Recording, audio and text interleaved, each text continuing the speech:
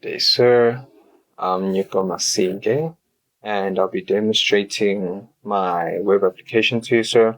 So this is TechMove Global Logistics Management Systems, right? It's an enterprise-grade web application built to obviously digitize and automate the operations of the actual logistics and freight company. It will serve as a secure, centralized portal where logistics administration and administrative and the corporate clients can actually log in to manage, track, and validate the movement of their goods, right? So with this said, the entire system is just designed around a strict hierarchy, essentially making sure that operational work is done without formal, legally binding agreements, right? With that being said, um, essentially I have created two separate dashboards and I will now be explaining the reason behind it, right? So everything will obviously begin with onboarding a client. So now in order to onboard a client, either you can register yourself as a client. So we're just going to go ahead and just say, um, Jesus Christ, Jesus Christ, email, JC, email, right? This is the email. So we're going to set the password for our client and be able to register as a client or administrator. So we're going to go ahead and just register as a client for now. Company name, we'll just call it Heavenly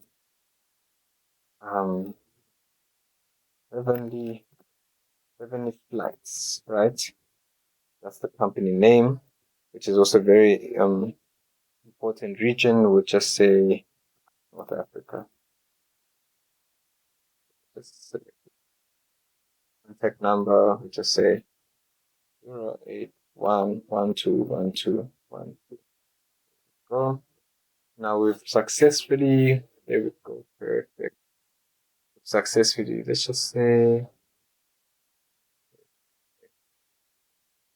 successfully registered as a client, right? So now from the client dashboard, what happens is that now you're able to view your dashboard. From the dashboard, you're able to see your live contracts, your live service requests, right?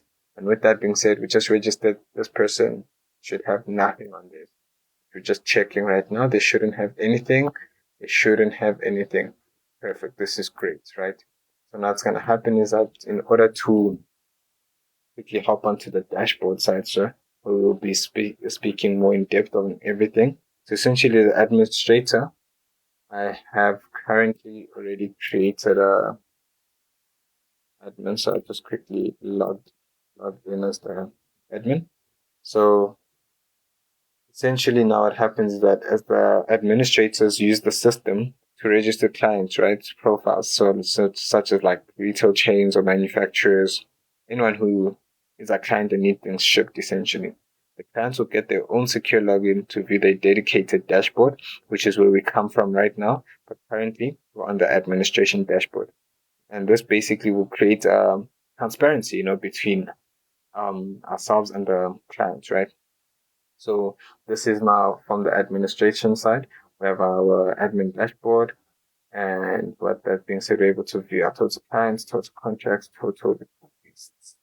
And from there, we'll now be heading over to our clients, right? So we're able to view our current existing clients. This is all pulled in from our database. And with that being said, we can see that, hey, there's a company called Heavenly Flight, and this is their contact details, the region they're in. We're even able to view their actual client profile. So this is their contact details. We're able to navigate back. We're able to edit some of their stuff as well, should they have any issues. And with that being said, we're also able to delete them. So now we're going to head back to our client directory. So with that being said, the client actually created themselves, but we also are able to add a client. I'm just going to go new region, North Africa, just show us that, hey, here's our new client. So now we have how many clients? Previously, I think we started with 6. Now our dashboard tells us that, hey, we actually now have 7 clients. Right? Instead of having to count all these clients, because it can be tedious. So we have a dashboard to just literally reflect all the statistics, right? So we're able to see that now. We're able to add a client, right? So now our contracts, right? This is our contract view. Before any truck is actually or shipment is actually moved, right? There must be a contract, sir. And in this being said, the administrators were able to draft and link contracts to specific clients, right? And these specific clients, the contracts actually need to be defined in the terms, essentially like, what the service level is, how long the contract is valid for, and its current status, right? So with this being a self-sustaining system, in terms of it being a smart system, right? It actively actually monitors these dates and alerts the admin on the dashboard if a contract is actually what? Expiring soon. So they can renew it without disrupting their actual services, right? So now with that being said, let's go ahead and create a new contract. So um create what? Client? No, we're not gonna create a client. We're gonna create a contract for our client, Heavenly Flights. This is the company name. In terms of the dates, we're just gonna pick today, and the end date will be what for tomorrow. We're looking at a tight schedule for this contract. This client. So our status, we're gonna set it to active, and service level would go to premium. So reason being, we're setting the status to active currently for this demo, and I'll show you even with the other status levels, sir, is that with the active contracts, only active contracts actually can be allowed to have a service request, right? So, in fact, let me start with that way. So we're gonna just pick our PDF Kingdom Gateway for as our contact for PDF. So we're gonna put this client that is on hold currently because we're still in negotiations, but they have once submit the contract. So we're gonna submit this contract, right? So we can see that for Heavenly Flights, what the contract is on hold, their clearance is what premium, and they have from today until tomorrow, essentially, right? So now, in terms of service requests, right? So once an active contract is established, only an active contract, the actual day-to-day logistics will work similarly to basically it being generated as a service request. Service request is like a specific job, right? So essentially, we can be moving 10,000 cars from KZN to Limpopo. That would be now the service request. So essentially, how this system operates is that a service request must be tied to a valid contract, right? And this valid contract ensures that every operation is financially and contractually backed. The requests track the live execution status and like such as it being pending, completed, aborted, etc. And financial estimates in dual currencies. So essentially from like United States dollars to South African rands, right? And with that being said, let me actually iterate with this. So now we're going to say, okay, let's create a new request. So remember, we actually wanted Heavenly Flights or Emirates. I can't remember that. They said it was Heavenly Flights. So they currently are not able to actually have a service request because what? Their status is actually not on active. It is currently on what? On hold. So what we're going to do as the admin, we've contacted them. We actually not they actually want to go ahead with the contract. We're going to say activate the contract. We're going to now give them a new contract PDF.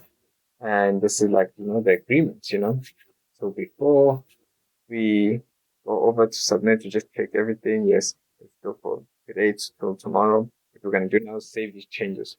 So now you can see that for Heavenly Floods, what happens? The contract is actually what? Active.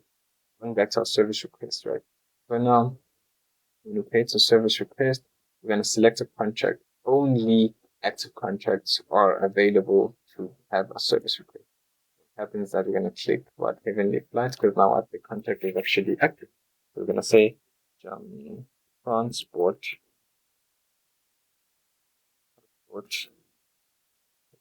house from Limpopo to KZN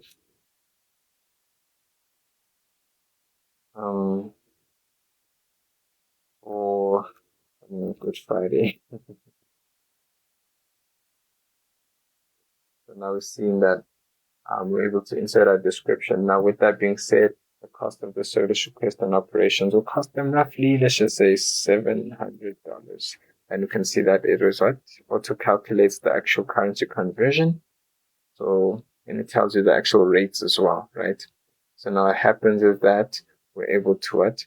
Select our status. We'll just go to processing. And once you submit this request, we're able to see that what now updated to what our service request dashboard. What we're able to do is view the details, and the status is currently processing.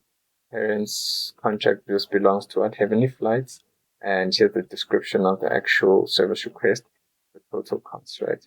So now if we manage status, we're actually able to still see that, hey, because this was processing before, now we're able to either say completed, cancelled, but for the sake, we're just going to say completed, right? And actually, let's say processing. Let's keep it on processing, actually. So we're going to say processing. You know what? Apply updates. We're able to obviously delete, view details again. So in terms of that, we're just going to go back, right? So I just wanted to log out of admin and show what our actual client would be seeing, right? So this was a client that actually registered for service request.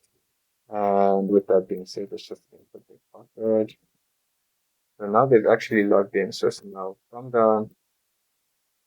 the client endpoint, which is the user interface dashboard, so our clients are able to see that, hey, they're only able to essentially view because they can't now edit, delete, basically have admin functionality. No. We can see that, okay, JC actually has one contract and they have one service request. And remember, when we actually set the service request and contracts, it was for today until tomorrow. So now we're able to see when this contract actually expires, right? And with that being said, we're actually seeing that, hey, following contract expires this, and here's the date, right? And cool. That being said, we're able to go to the contracts, view the current contracts, to even verify the dates. There it is, to view the details. When we view registered contracts, we're able to now download the actual agreement. You can go back, and upon going back, we're able to now see the service request as well.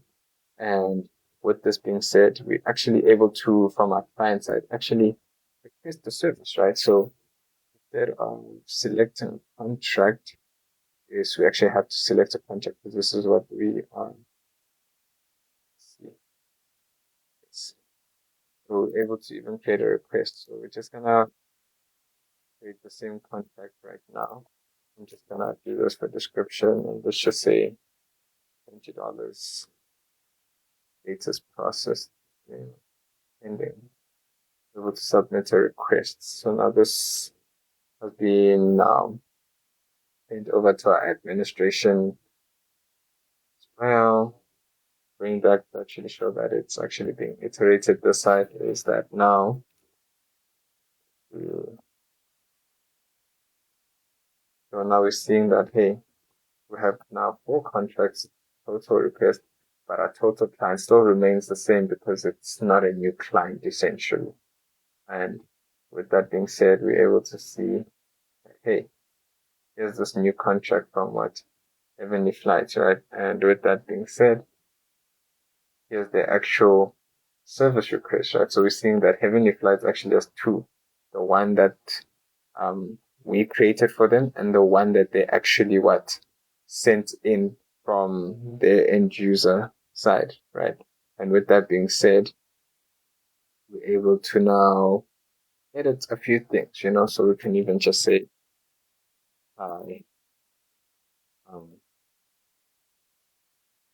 sending out to so this will just make it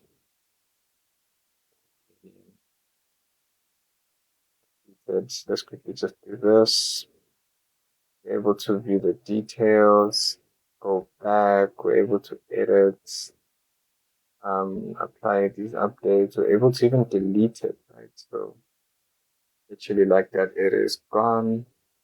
And yes, this is now actual TechMove Global Logistics Management Services, and essentially the iteration of it on the daily would be an admin registers a client, it registers a client, and the admin just a contract, right? So After drafting a contract for a client, as logistics needs arise, service requests also are generated against the active contract. Both admins and clients monitor the progress on their respective dashboards. So